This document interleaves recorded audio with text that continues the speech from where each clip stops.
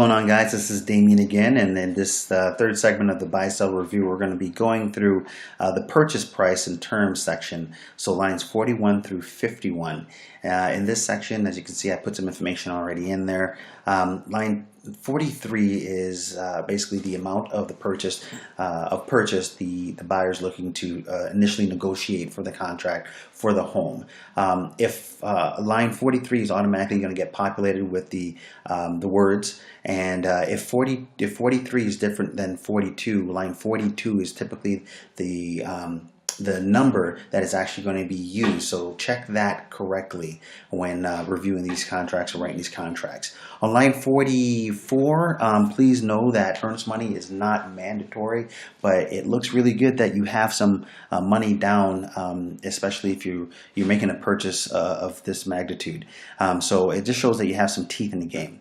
Line 45, I put $25,000. That's pretty much any additional money that the buyer is looking to put down, and typically this is going to help them move forward in regards to a lower monthly payment for that home.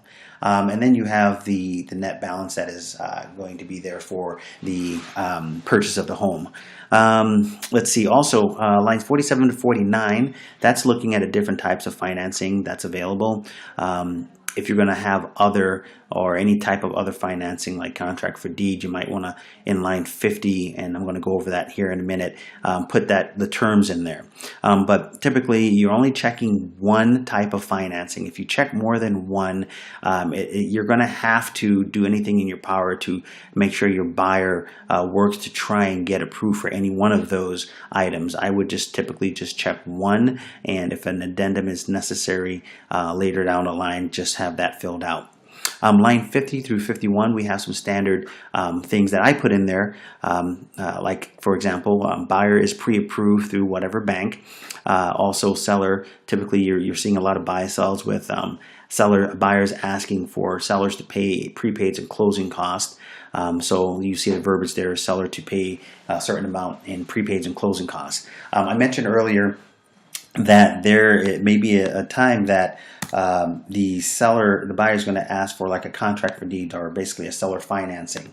So in those terms, you're going to put down in line 50 through 51 that states what those terms are that the buyer is looking for or wants to negotiate. So if it's a contract for deed, putting 25% down of the purchase price, they're asking for 5.5% interest rate, 3-year term, and a 3-year balloon. So basically in 3 years, the loan has to be paid up in full. That's if by cash or through a bank institution. All right, so just to let you know, a lot of people do their buy-sells different. So if you have any questions regarding the buy-sell, feel free to call any one of our leadership agents, or feel free to give me a call personally and we can review it. Otherwise, have a great day and thanks for listening.